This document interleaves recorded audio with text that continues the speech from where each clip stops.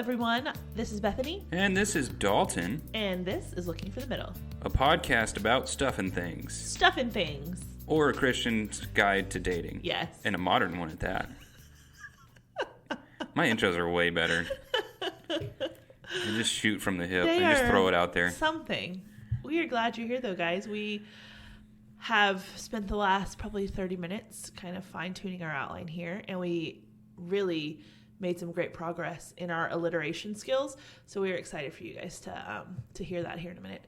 But first, let's talk about all of the normal housekeeping-y things we talked about at the top, which are... Gotta think for a second. Oh, social media. If you don't follow us on social media, make sure you do that. You should. We are LFTM Podcast on Instagram and Looking for the Middle Podcast on Facebook. Part 1A for social media. We also have a Facebook group that is a community for you guys, for the ladies out there, of Looking for the Middle, to hang out and talk with one another. So you can look for LFTM Community on Facebook and request to join that group. It is public to search, but private to join. So you can send in a request. Do we have a MySpace? Obviously. Yes. We have like 3 friends, too. I miss MySpace. I never was allowed to have a MySpace. Yeah, we snuck on there as kids. I was going to say, Sorry, you're Mom way and younger Dad. than I am. Oh, that's funny. Okay, so that was social media. Second thing, make sure you sign up for our newsletter if you haven't already. We send out a weekly newsletter on Thursdays, the day after the episodes air. You can go to our website, lookingforthemiddle.com, sign up there, or there's a link in our bio on Instagram for that too. And then last thing, I realized we haven't mentioned, I don't think at all this season, that we do have a Patreon. How dare we? Which is a great way for you guys to support the show, to get extra content. There are additional episodes and Couchcasts every month just for our Patreon supporters. And you also get all of our content 2 days before the general public. So any fun announcements or exciting things, you find out before everyone else. There's a couple of different support levels on there. So I think you can just search for us on patreon.com or go to the link in our bio on Instagram and it'll take you there as well. I think that wraps up housekeeping, yes? Take a deep breath. We're ready to go. Okay. Question of the day. Sometimes when I'm stumped and I don't have a good question, I look up would you rather questions for kids. So that's what I did today. Good with me because I am a child. So, would you rather go Yes. on an adventure with Moana or live in the jungle with Mowgli? Moana.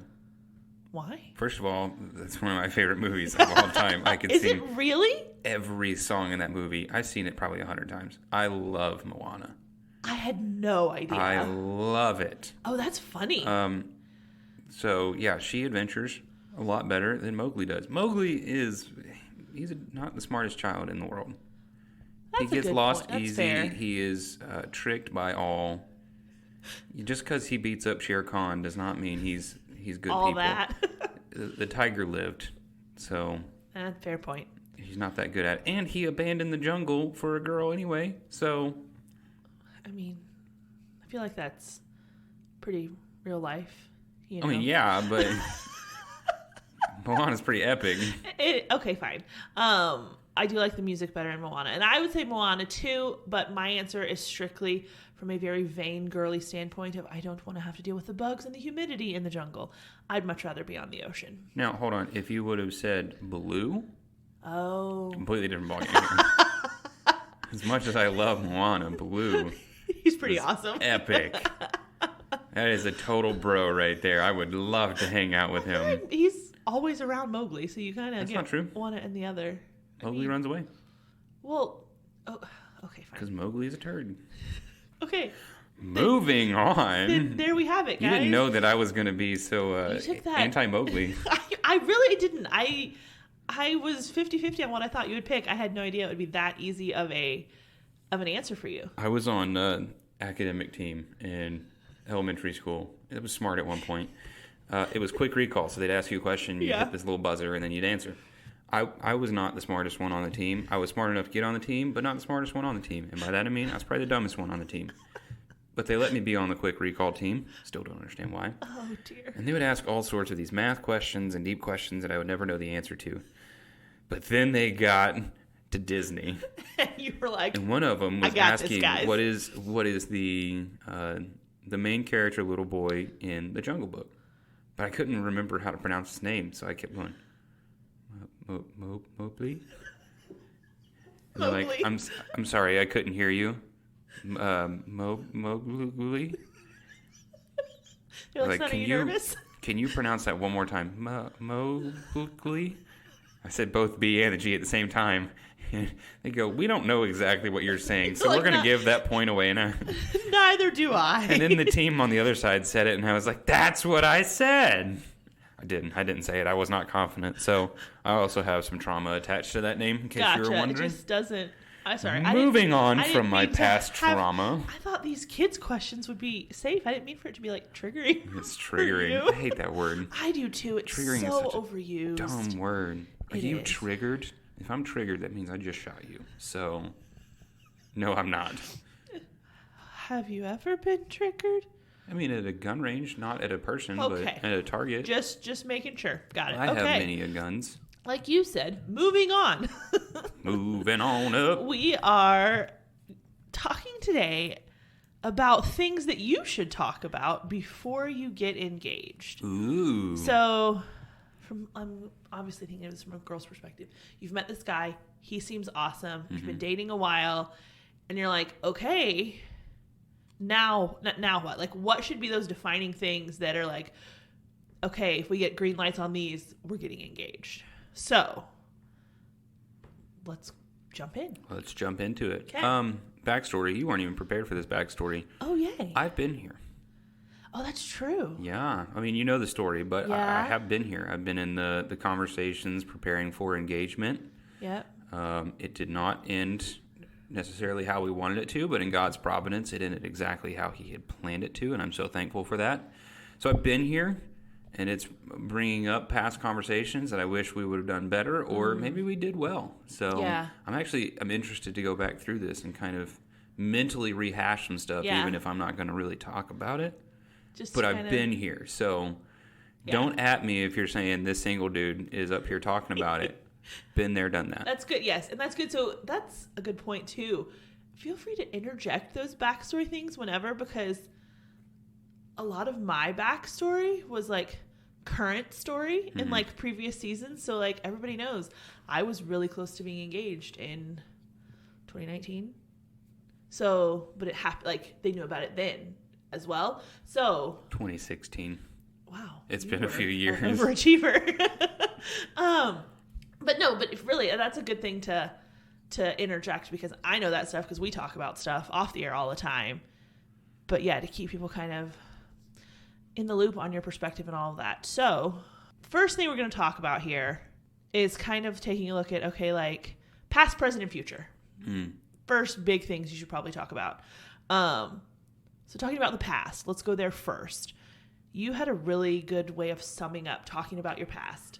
So go with it. I think it's a really touchy issue because there's a lot of layers and a lot of complexities that go with the past. It's not only just a dating history of I've dated 3 people in the past, or talking about your backstory of I grew up in a Christian home and those type of things. You should have those things nailed down at that point. A lot of the conversations surrounding the past when you're preparing to get engaged is around trying to figure out how the best to say this. Sexual history.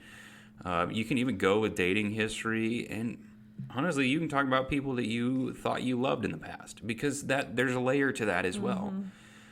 So there's a lot of difficulties that can come with this conversation. And oftentimes I find that people get overly detailed when they start to talk about their past.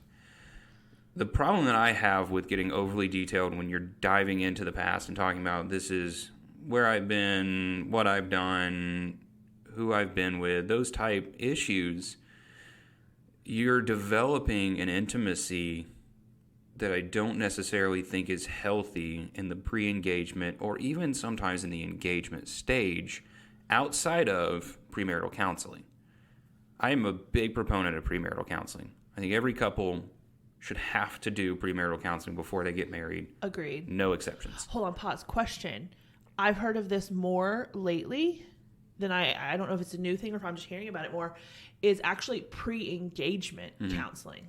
What do you think about that? Well, I've heard pre-engagement, premarital and postmarital counseling. Okay. So 3 different stages. I think it's interesting. I was listening to a Vodi Bakum series 2 days ago. It's older. He looks a lot different now than he did. Yeah. It's his Love and Marriage series, 4-part series. In the very beginning, he talks about counseling a couple that were talking about getting engaged, and he looked at them after 2 hours and said, "You really shouldn't get married." Now, they ended up getting married because it was his sister-in-law, and he really was not willing to die on that hill, having only been married for a few years. But I don't put a ton of stock in that pre-engagement counseling to say you absolutely have to, like I do premarital counseling. But I think it's a good resource that you can use to decide, should we get engaged? Okay. Not necessarily down the road of what marriage looks like in premarital counseling and having to work through some of those issues of should we even be entertaining the thought of being engaged. So I think if you're not totally convinced you're talking about it, a pre-engagement counseling would probably be helpful. Okay. Just to dive into that and see some issues that are present. And we'll talk about a lot of those issues that you have to think about and later on in this with our super alliteration. But back to that concept, don't develop too much intimacy because it leads to further dangers in the engagement process. Yeah. I think it's just a matter of I don't know, think of it as a strictly factual conversation that just gives someone the information that they would need to know to decide whether or not to continue on or not. Because for some people, especially, you were talking about kind of like a sexual history. For some people, like, there are things that are deal breakers within that. And so you wouldn't want to find those things out prior or after you've already gotten engaged. But other than that, kind of like yes, no questions, it's more a matter of like, okay, but so what are your thoughts and views now? Like, okay, you've made mistakes. There's been sexual sin in your past, but right now, what is your view of sexuality? What is your view of, the boundaries that go with that before you're married, which kind of moves into then, so we've talked about the past moving into the present. Obviously, well, I won't say obviously, you should have talked about and set boundaries for your relationship way, way, way long time ago, early in the beginning. At the outset. Yeah, so set that for your relationship. But here in the present, okay, you're kind of at this place of like, okay, we're going to step into an engagement phase now. Don't you think it's probably time to have another boundaries conversation? Well, let me go back for a second. Okay, sorry. Let me go back to the past. Because I think there's an important conversation that needs to be had in this, and this will be a tiny soapbox. Okay. I always get on these. If you have a past history, and you're the person walking into that conversation, if you are in Christ, you are a new creation. Absolutely. That has been redeemed. You are forgiven. So don't walk into that conversation just saying, all right, this is everything that I've done, and I should probably walk away from this relationship because I'm not a good person. Well, that's true. You're a sinful person. Yeah. Redeemed by the grace of God through the blood of Christ. And for the person that's receiving those, there might be one person in the conversation that has a history and the other one doesn't.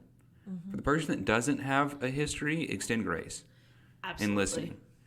But it is important to have those conversations because that might be a deal breaker for some people. Yeah. And if it is a deal breaker, that's kind of a gray area and do what your conscience bids you to and what you feel the Lord leading you to. Yeah. But I would want to really stress the importance of the grace of God in redeeming broken situations. But it does go back into the present here. Yeah. Of once you are engaged. So the conversation goes well. I call it personal bullet points. You walk through, you tell your history, but bullet point style. You're not going deep into details. When you get engaged, you're opening up a whole new can of worms. Because for a lot of people, they see the ring on the finger, even though you haven't made that covenant before the Lord, the ring on the finger as an open invitation for a lot of, I'll say, foolishness. Well, because we're going to get married anyway. Yeah. Like that justifies a lot in people's minds, I think. You're justifying sin. I'm not saying it's okay. I'm just saying that is the rationale behind justifying it. It's, well, we're going to get married anyway. So it's basically okay, which is not the case.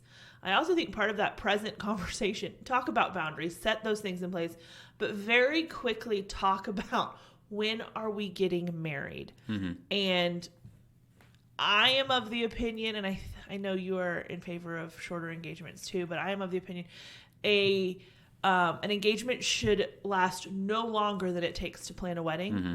And planning a wedding takes far less time than the modern wedding industry will tell you it takes. Mm-hmm. I don't know. I try to not make like super definitive, absolute statements sometimes. So I'm not going to say this super definitively, but I would be hard pressed to ever be convinced that you need to be engaged for a year. If you are at a place where you're getting engaged and you have to wait a year or more to get married, I don't think you should get engaged yet. I think that there can be extreme extenuating circumstances. Yes, like that's with distance being an absolute issue. Statement, yeah. But on the premise, I would agree with that. Yeah. Because you're opening up just so much in that, and that's why these conversations about boundaries are so important. That you are putting extra safeguards in preparation for marriage, not stealing joys that are rightfully owed to a marriage relationship. So I think at the very beginning of a relationship, set boundaries. Yeah. In the engagement, when everything is ramped up and it's basically like you're living in a pressure cooker until you get married, you really need to be on guard. Yeah. And practical steps that I really see coming out of this is be on guard with your alone time. Yes. One of the greatest dangers for every couple that is engaged and preparing to get married is putting together their first apartment or their first home together. Yep. Because typically one of the other is in the house. Typically it's the male. If you're in an apartment or a home, he's living there. Yeah. In the lead up to it, unless you have an interesting lease situation or you're going to be living with some other people, which happens. So he's going to be living there. She's going to want to be coming over to set it up and make it feel like home. Something that my friends did, this is years ago, that I absolutely loved is anytime they were going to be together in the apartment, they called me and asked if I would come over first. I think that, yeah. And I was super close to them, and I didn't care about third wheeling at that time. So I just showed up. I would hang out. I'd do homework and let them do their thing. Yeah. Sometimes I was a fly on the wall. Yeah, just to be that accountability. Well, and that's a boundary I have for myself. Engaged, not engaged, whatever. Yeah. I don't spend time alone. Mm-mm. In my house, his house, anybody's house, alone with someone that I'm dating. I just, and when you live on your own, that's difficult. Mm-hmm. I get it because that means you always have to go somewhere. There's no, just come back to my apartment and we'll just watch a movie and order pizza, which is cheap and easy and you don't really want to go anywhere. Like, I get it as well. Like, I get that that's the more difficult way, but I think I'm not trying to impose my convictions on anyone else, but I think it's worth it. Yeah. Because there is so much temptation you open yourself up to. And then, especially then once you add on to, we are getting married, like that has been established, and this is our place. Like you said, it's a pressure cooker. Mm-hmm. Hey, let me ask, I had this conversation, and this is not necessarily surrounding, a little bit is on engagement, but now I just rabbit trail here. Because I had this conversation with someone on Tuesday, and I'm curious your thoughts. In terms of dating and even engagement, spiritually, what level of intimacy is okay in terms of praying together or reading the word? I have my thoughts, but I'm interested to see what you have to say first. I think it's fine, especially the further along you go. If you're like, oh, well, hey, let's do this devotional together. That you're kind of like, you're doing separately and then you discuss. That's fine. Just kind of have some commonality there. I think that's fine. I think a prolonged, deep discussion of whatever, I don't know. I think that creates an intimacy that's just not quite appropriate, especially when you're just dating. Yeah. Maybe once you're engaged, maybe that ramps up a little. I also think I encourage people not to spend extended periods of time in prayer with that person. I just think that's a very intimate thing. Mm-hmm. And I don't think that dating and really even engagement is the time for that. There's plenty of time for that. My practical 2 cents on it. Yeah. In dating, I am a no on Bible studies, just in general. I think you're opening yourself up to a spiritual intimacy that can be dangerous. I'll offer a caveat in a second because I can see the wheels turning. I just had a question as to define that term, I guess, a little. Like sitting and studying the scriptures together, doing a Bible study, doing a devotional together. Hold on. That wasn't really a question. We're gonna circle around to all of these things. In terms of prayer, I am comfortable and okay with praying before a date, praying over a meal. Short, sweet, to the point. Yeah. That's fine. Yeah. If it's intentional, deep times of prayer together, again, spiritual intimacy, you have this next point is going to it gets tricky because there's a line here of going back to reading the word and those type things. You are not, and I repeat, not one another's accountability partners. Absolutely not. And that goes, though, also with studying the word. When you're dating, you're not sitting there holding one another accountable to, have you read the word today? Yeah. Because we talk about this all the time. Spiritual leadership, spiritual headship falls into the category of father, husband, pastor, and you're none of the above. So you're not the accountability partner on those things, but you can do a check-in. Yes. There can be conversations of, hey, I was reading in Hebrews the other day, and this stood out to me. What are your thoughts? Yeah. And you can bounce ideas off of one another and have those conversations. And engagement, I think you start to develop a little more of the patterns when you're in premarital counseling. And that's why I stress longer premarital counseling. Don't do it over just a span of a month. Like, take a couple of months with your pastor and go through the premarital process, because you're going to read books together and there's going to be homework and passages that you have to do together. And really the purpose of that is to do a spiritual inventory of where you're both at, and to start developing patterns going into marriage of diving into the word together, of the husband spiritually leading the home, even if it's not a full-fledged leadership moment. Can I throw in one practical tip that I have learned over the course of working in a church and seeing engaged couples and premarital counseling and scheduling that for the pastor and all of those things? Kind of piggybacking off, we were talking about shorter engagements. If you are getting engaged and you're like, okay, we're going to get married in 4 months. We get engaged, now is, we're recording this at the beginning of September. I don't know when it airs, but it's September. So if we're going to get married the 1st of February, right? Mm-hmm. Well,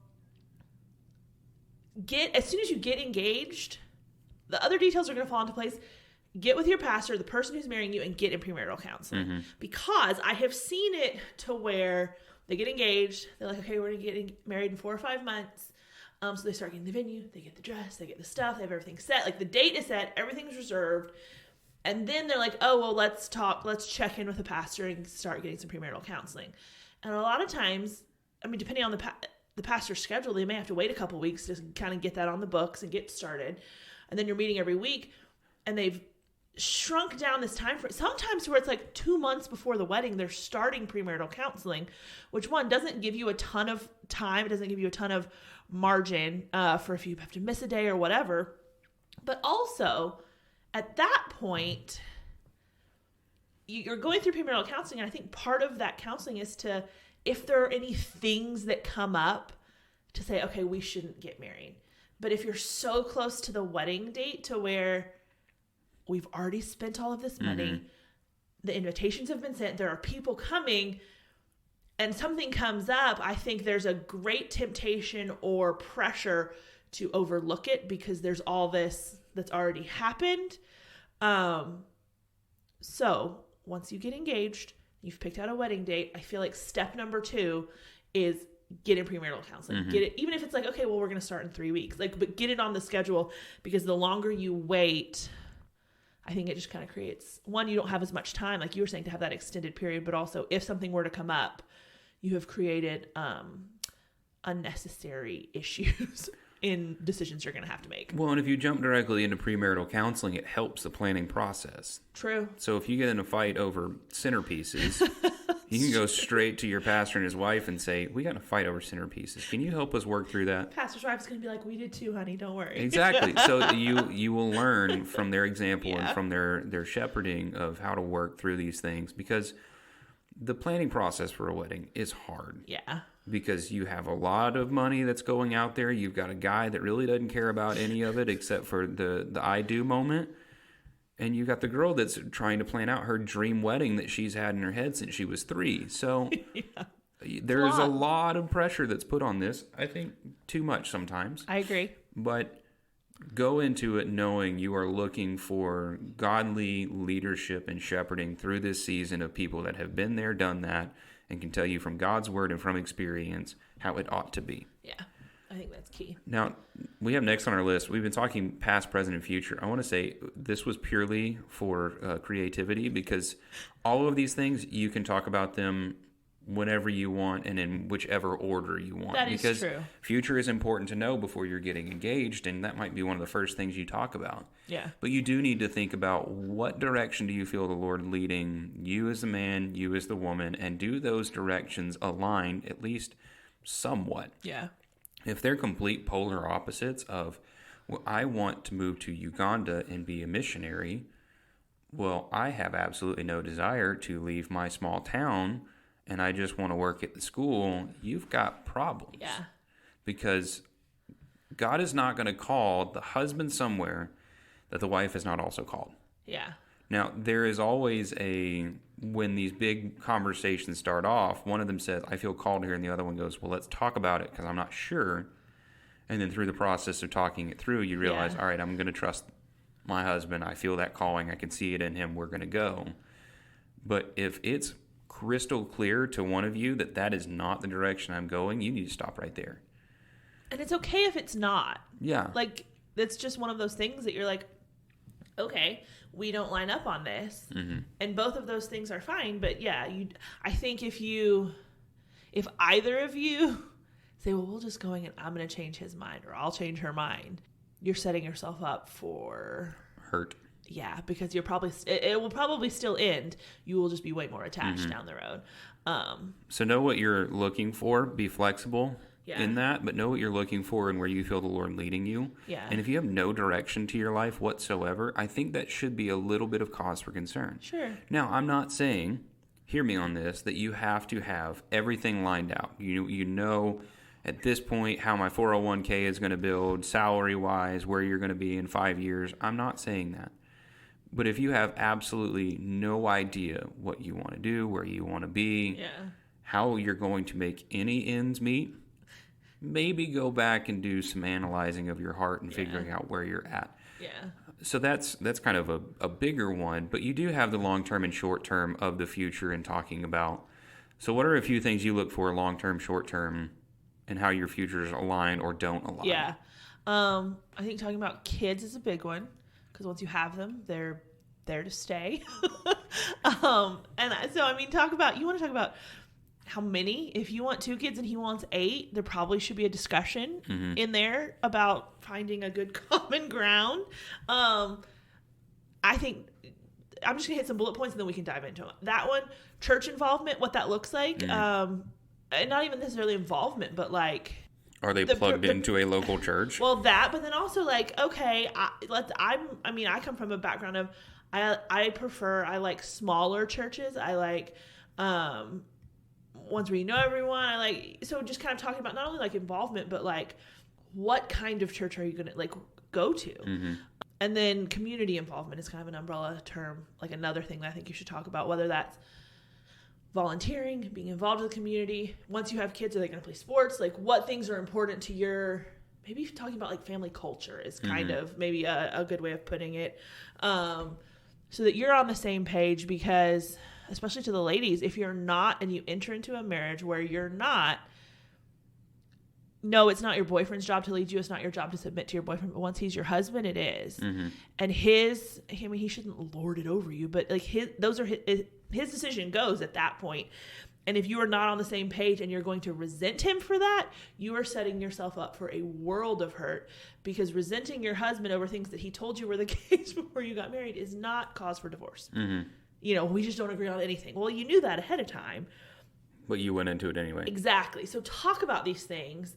And I don't like when we talk about this stuff, you don't have to talk about it and say, okay, 1, 2, 3, go. What do you think? And hope you both say the same thing. Mm-hmm. You may be at different places. You may have to define your terms. You may have to say, okay, well, what do you mean when you say that? Or I've always really wanted to do this. And there's compromise there. There's give and take. It's not going to be 100% of what either of you thought it would look like. But is there enough commonality, and are you flexible enough to be able to make it work? It's not talk about these things so that you're in such agreement that everything will be easy and you never disagree on anything. That's even though the unrealistic. two shall become one flesh, they do not become one brain. That is true. You have different thoughts and different desires and wants. You need to make sure that they align in some ways. I mean, it doesn't have to be perfect match all the time, because there's no such thing as a perfect match. Which, when you were talking, I just on a side note, people always talk about the submission of the wife.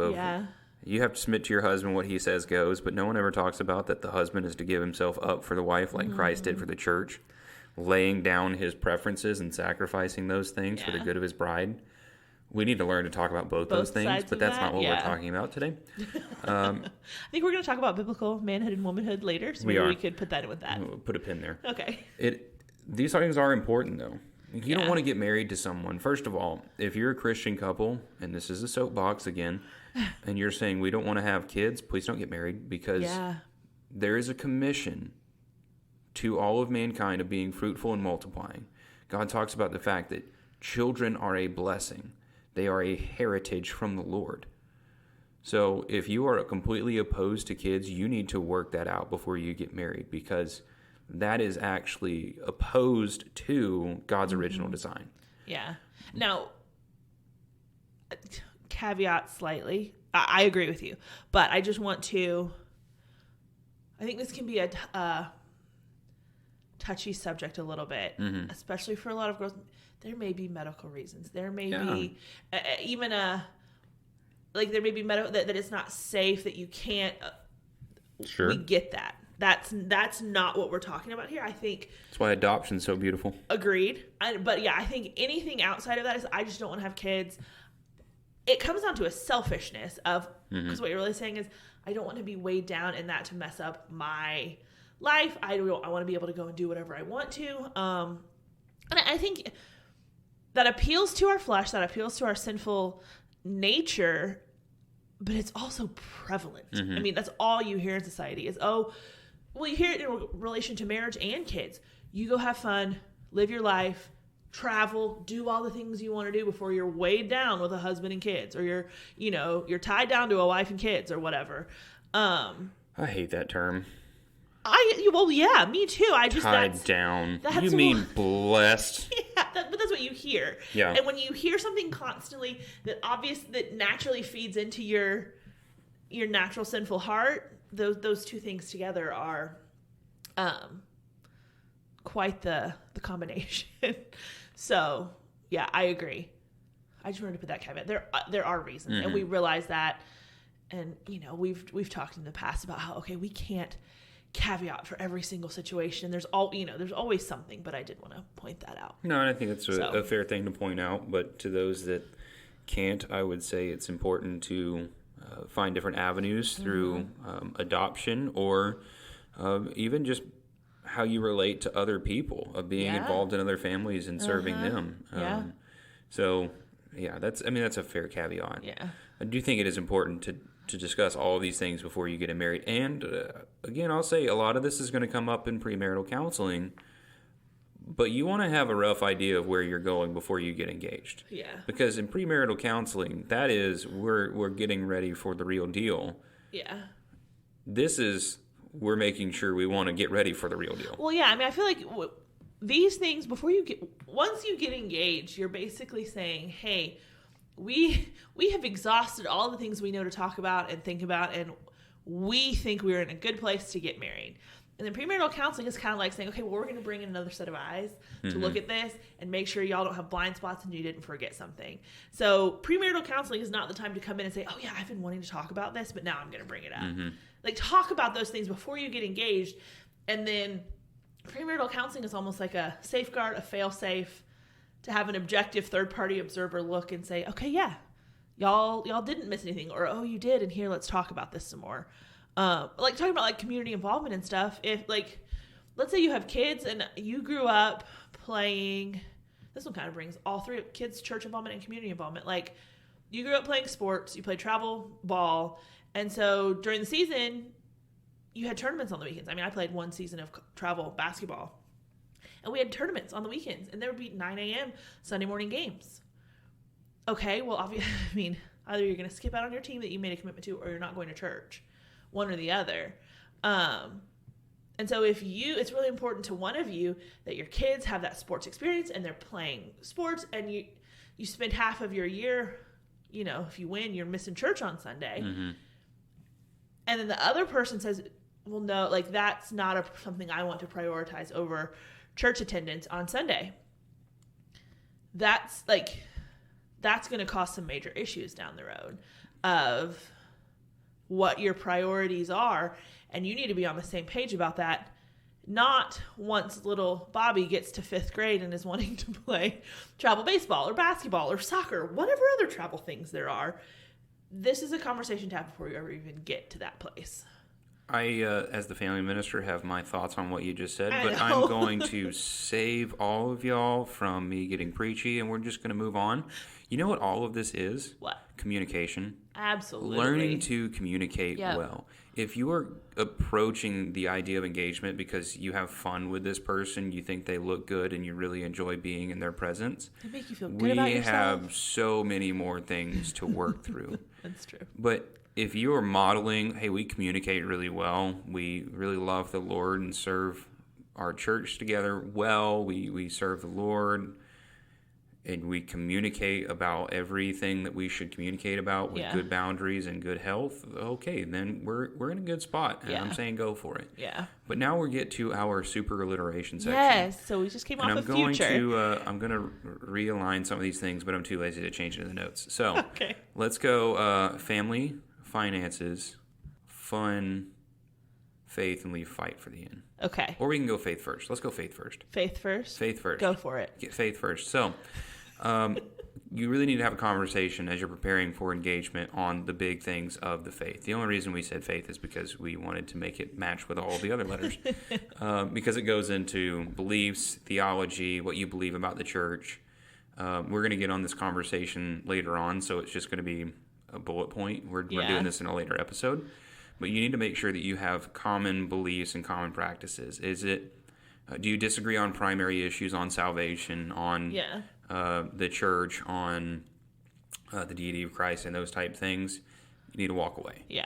If it's secondary issues, you need to have a conversation on why, if it's really important to you and understanding where each one is at. If it's a tertiary issue, move forward. Yeah.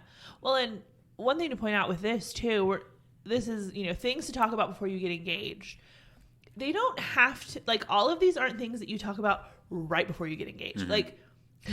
We're not talking day before. No, and with this, you shouldn't be talking about, so what do you believe about Scripture? What do you believe about, who Jesus was? 2 weeks before, you've been dating for 6 or 8 months and you're about to get engaged. If you're not in agreement on those things, we got other fish to fry. So it's things that, you should be able to be at about to, you're looking at engagement. You should be able to look back over the course of your relationship and say, check, check, check. We have covered all of these things at some point. Now, one thing I will say, though, when it comes to faith or theology topics is you should and hopefully would have talked about those big things way before. So those are set. You're in agreement. You're fine. But I do think it's a worthwhile conversation to have, pretty closely leading up to engagement and then saying, okay, let's talk about those little things, the secondary, the tertiary, those things. And because... Are they deal breakers? Not necessarily, but do you want to disagree on all of them? Also, probably not. Some people make third-tier issues their primary issues, which is another That's different. Problem. But I want to throw out that here's something interesting that we haven't talked about in terms of the faith. Okay.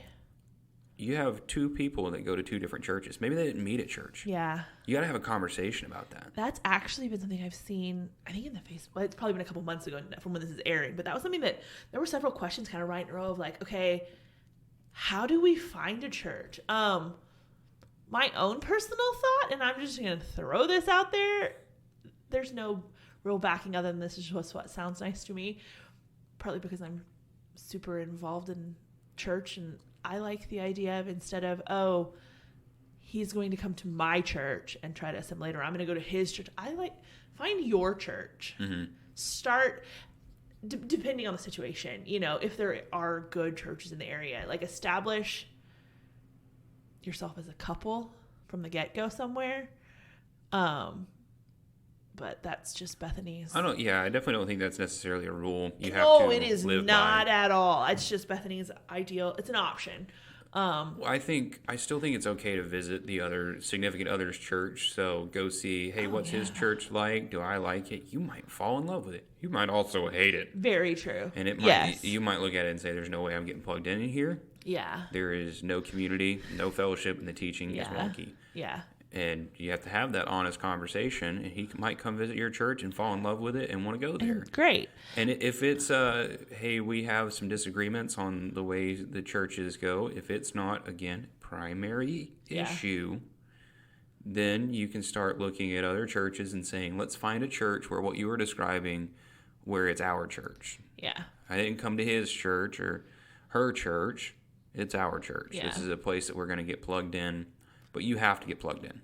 Agreed. Have to get plugged in. As a new married couple, you cannot do the married life alone. You need the church. Yeah. You need the community and fellowship there of people investing in you that can call out your life and your problems. And that's why at the wedding ceremony, you got all those people there. Yeah. If they're believers, they're committing to hold you accountable in your covenant to the Lord. Mm-hmm. That you are going to walk with integrity and obedience to God's word. So get plugged into a local church so you can have that week in and week out. Yeah. Well, and you know, that's my soapbox, my tagline, my whatever is don't date in a bubble. Mm-hmm. But one of the huge things that I always say with that is the only way to not date in a bubble is to not be living in a bubble now, because you can't start dating someone and then just hope people are going to come into that and speak into that and observe it, because if they don't know you, they're not going to be helpful in observing this relationship. And so that's not something where it's like, okay, well, you need community before, and then don't date in a bubble, and then you get married, and now that there's the two of you, that's not, two people does not a community make from that standpoint. So it's the same thing. You don't date in a bubble, but then you also do that so that you're not progressing in that afterwards. You have people speaking into your life and, you know, in your relationship, who then will see if you just disappear off the face of the earth and hold you accountable to that. So it's really basically just don't live in a bubble. Period. Yeah. Whatever stage you're in. All right, faith and family. Okay. What are your thoughts on family in-laws? Go. Family and in-laws. Okay, I think this is something that it just needs to be talked about, because, I mean, we all know the stereotypes that go along with in-laws, and I don't think that's fair a lot of times. But still, there's going to be a lot of pressure and a lot of change and a lot of stuff going on, going from single to married. And especially in those first couple of years, there is no need to add on additional stressors of in-laws, family. You know, so what do holidays look like? What does it look like to spend time with both of your families? I mean, to me, the way my family has always done it, and now it's kind of trickling down into like the kids as they get married, is like, okay, well, we spend Thanksgiving with one set of in-laws one year and Christmas, and then the next year you swap, and then it's, you know, Thanksgiving and Christmas with the other one. Well, that just makes sense to me. But I also I'm close to my family. If your spouse isn't, or maybe they are, like, that's going to look differently. But I think you have to talk about it, because the last thing you need is to get down to October and then be arguing over holidays. And you find out then that your husband has to spend Christmas Eve with his family every year because they have all these traditions. And you're like, well, Christmas is really important to my family too. Like, talk about that ahead of time. Yeah. Figure out a game plan, because it sets expectations so that, you know, just like with so many other things, you don't wait until you're in the heat of the moment to then try to set expectations and boundaries and what the plan is, because it's emotionally charged. Talk about that beforehand when it's not even an issue. It's not something that needs to be a consideration at that moment, and get that set. But then I think, talking about communication, it is key then to communicate what you have decided to the families. And then also kind of, I think it's smart to have a conversation of like, hey, it doesn't have to be this sit down formal thing, but just, we're getting married. we're our own people, like we're our own family now, and just kind of setting boundaries amongst yourselves. Like, you can relay that to the family later, but talk amongst yourselves. Okay, what does our family input look like? I've seen it with girls who grew up really close to their family and they have a really close relationship with their dad. And so for all of their lives up until that point, they were doing things, and this can be unhealthy even at a point, but like you're doing things for the approval of your father because he's that authority, he's that figure in your life. And sometimes that's a hard switch to flip to where you still feel like you need to ask your dad. Like, it's just this natural thing of like, oh, well, I need to see what dad thinks, or what I should, you talk to your husband, but then it's still like, oh, well, let me call dad and see what he thinks, And there needs to be that severing of ties a little bit. Doesn't mean you can't both, like, as a couple, say, hey, parents, we could use some insight on this, but you have to kind of set those boundaries. And I think you need, like, if you don't talk about it, his expectations of those boundaries and your expectations of what those boundaries are may look different. So you just need to communicate about it. Yeah. Well, and for me, this point is a deal breaker in terms of family, because I'm super close with my family. Now, not to the point in which I do what you're just describing. If I were married, I'd be calling a family member and saying, what are your thoughts on this? I would accept wise counsel from my father because he's my father. Yeah. At the end of the day, I'm having to make that decision. But if you don't get along with my family, it's done. Sorry. Okay. Because I am the uncle to two beautiful little girls. You don't like them, we don't have anything else to talk about. Well, we're done. I think you still need boundaries, even if everyone likes everyone. Yeah. Oh, absolutely. I'm not saying that. But I'm just saying this is a deal breaker. If my family and you don't get along, we've got problems. Yeah, me too. I am of the, I think I'm abnormal. You I know are, I am. It's true. I wasn't done with my sentence right there. Oh, okay. But I introduce guys to my family. I mean, my family's local, so it's not hard, but like sooner rather than later. For the reason you were talking about of like, that's really, I'm close to my family. I like hanging out with them. And if someone really doesn't like them, then that's not something I'm willing to sacrifice for a relationship. That's a sign to me that, okay, this is not the right person for me. But at the same time, I also know myself and I know my blind spots. I don't know my blind spots. They're blind. I know that I have them. So here's this group of people, aka my family, who know me better than anyone, who are well aware of my blind spots for me and can observe the relationship that I'm embarking on too. So I think, family involvement is really important, but then having boundaries once you're married is also good. Yeah. And there's also instances, don't take my rule as should be the rule for everyone, because there's instances where they can have unbelieving family. They can have family that they've got some serious issues. So to each their own in this conversation, but you do need to have a plan going in place of how you relate to the other person's family. Yeah. Finances. Hold on, can I add one little thing to family? Man, yeah. I'm so sorry, just really fast. One thing I want to point out, sometimes it can be like, if you're really close to your family and the guy you're dating is not, you can kind of think, ooh, this is great because he can just come and do all the stuff with my family and we don't have to worry about that. Mm-hmm. But I think it can cause some problems. You still need to talk about it because he's not close to his family. So his perception of how family operates is totally different from yours. So you're thinking, awesome, he can come to all the family birthdays and he can come to all the stuff because he's not close to his family. When in his mind, he's going, why do we have all of this stuff? Mm-hmm. So I was just going to throw that out there as something to consider. Okay. Good. What was next? Finances. Okay, I just talked a really long time about family, so you talk about money. Well, I'm not going to talk a really long time about this one because I think this one's a little more straightforward. There are some nuances, but know your spending habits as a couple. So if he's a spender and she's a spender, you're going to be poor. So have a financial plan going in place here. Yeah. The greatest thing that my parents ever did was establishing one person is the money watcher and the other person is not the money watcher. Because a certain parent, I won't rat them out, likes to spend, and a certain parent does not like to spend, and they balance one another out really well. Can I point one thing out? Didn't you just talk a long time? That's what I just asked. I was asking permission to continue talking. No, but I think sometimes we get this weird idea of what gender roles are, in a sense of, well, the man has to be the one to be paying all the bills because he's bringing home the money and yada, yada, yada.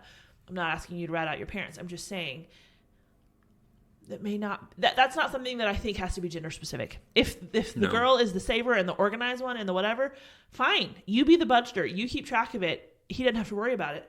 Or vice versa. Bro, if you marry a CPA, good on you. You don't have to deal with that anymore. She's got your back. Exactly. This isn't something that has to be forced into some gender specific thing because you have this idea of gender roles that this is not it doesn't matter. So don't cause stress for yourselves when if you would just switch it, you'd be fine. I don't have a ton to say on this one just because I think a lot of this is addressed in premarital counseling. Fair enough. But I would say going into it, know the other person's financial situation. Yeah. Know if they're walking into it with an exorbitant amount of debt. Yeah, I mean, if you've got tons of student loans or whatever, like, I don't think that's something... This is not a political show. We're not getting on that soapbox because I could talk for a really long time, which I just did. I know. Don't. Anyway. So yeah, I think this is just a matter of you talk about this in premarital counseling, but I don't think there should be any bombshells when it comes to this once you get to premarital counseling.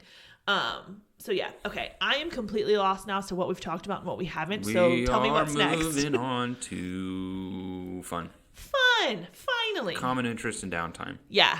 What are your thoughts, quickly?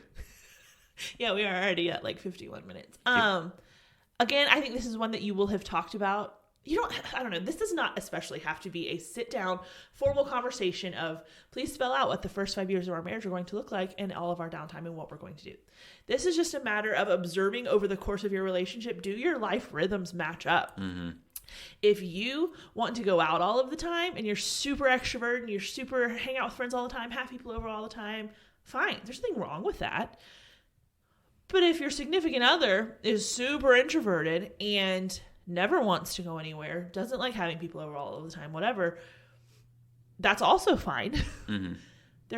These are not, I don't think this is one where it's like, well, this is a deal breaker. You should break up. I think this is an awesome opportunity for some great communication between the two of you, in that this is a place where this is not an absolute like character scriptural mandate. Like, this is a place to both of you be gracious and selfless and say, okay, you know what? I'd really rather sit home and do nothing tonight, but you really want to go to this fall festival? I don't know. It's fall now. That's what's in my mind. So I will do that gladly. And vice versa. I really want to go out, but I'm going to stay home. Like, just talk about that and talk about what that looks like, the give and the take of it, to make sure that you're at a place where it is sustainable for both of you, because... This is why I'm the best of both worlds. I'm a social introvert, so you want to go out, I'll be social for a little while. You want to stay in? You got it. Yeah. That's it. Tom, I'm like, I am great. I can small talk, I can hang out, but I'm going to hit a wall. And I can go take a nap. And I will want to go home. Yeah, I think just know what you like to do together, know what you like to do apart. You don't have to do everything together either. Good point. Have some people that you go to. Yep. You got your guys, she's got her girls, and you spend some time together because you need that type of community. Well, yeah, that's what we do. So both of y'all know Lindsay and Mel, they both live close around here, and we have a sister movie night once a week on Thursdays. I'm still not sure why we still call it movie night. We haven't actually watched a movie in probably like 4 or 5 months at this point because we just get there and talk. But we always go to Mel's house. She puts the kids to bed. And so we have our little community tent. We hang out. We, girls night, whatever. And Trey goes downstairs in the basement and he plays video games with like his friends. They have like this I don't know a lot of video game stuff, but like... Oh, we know. They have their like... They're on like a tournament team. Like they're into it. But that's something he loves to do, and he can hang out with his guys because they're all over the country, and they do that, and we can have fun girl time, and everyone gets their community cup filled. Why do you have to make that sound so old? I wasn't trying to. You and talking about video games is quite entertaining. Well, I know. My video game knowledge caps out at Mario Kart and Wii Sports. Great, you're doing wonderful in life. Fighting. Learn to fight well. I feel like you're trying to pick a fight right now. I'm always trying to pick a fight. I'm always stirring the pot a little bit. And I just make it so easy. Yep. Learn to fight well. Yes, you added this one, so run with it. I think this is a big topic you're going to talk about in premarital counseling. So just the short tidbit on that, you need to really know how to engage with one another. If you have a disagreement, how do you fight?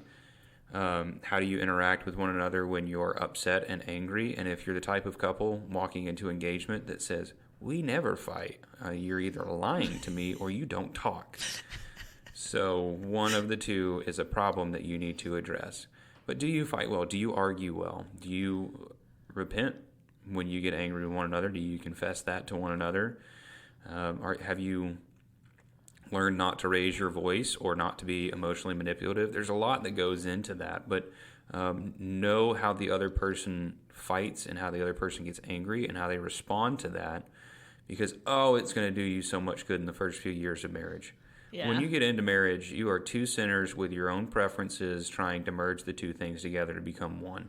There's going to be growing pains and there's going to be fights. Yeah. No one walks into marriage having it perfectly figured out.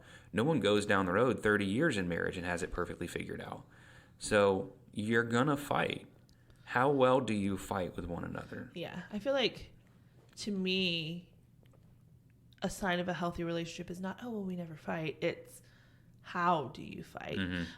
And I feel like this is something that, talking about those adjustments and trying to merge lives, as we've gone on and as marriage, like first marriages get delayed and delayed and delayed, more and more people are older and older when they get married.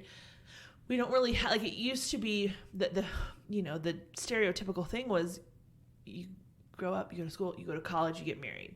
And so you go from living with parents to roommates in college, spouse. Mm-hmm. Whereas now, you grow up, you go to college, you get a job, you get your place, you live 5, 6, 7 years or more on your own, setting your own routines, developing the way you do things, where you put stuff, how you load the dishwasher, like whatever. I know it's trivial things, but like you set your own independent life. So instead of it just going from two people learning how to merge lives together, having just come from living with other people, like it's two very independent, self-sufficient lives that you're trying to like now put together, which I think adds to that a little bit. So I think it's a reminder to all of us as you're walking that somewhat older single life of hold all of those things loosely, realize that you can't get too entrenched in your way of doing things. Because once someone else comes into that, it is going to change. As my father always says, flex and obey, for there's no other way. Flex and obey. That's funny. Oh, he's so hokey, but it's good funny stuff. On that note, I think it's definitely time to wrap up. We're good, yeah. I'm going to fall over in the floor in a minute. I'm so tired. Okay, so we will wrap it up there, guys. We will be back next week. Yeah, we will. So make sure you come back next Wednesday for another episode. But until then, I'm Bethany. And I'm not Kristen. And this is Looking for the Middle.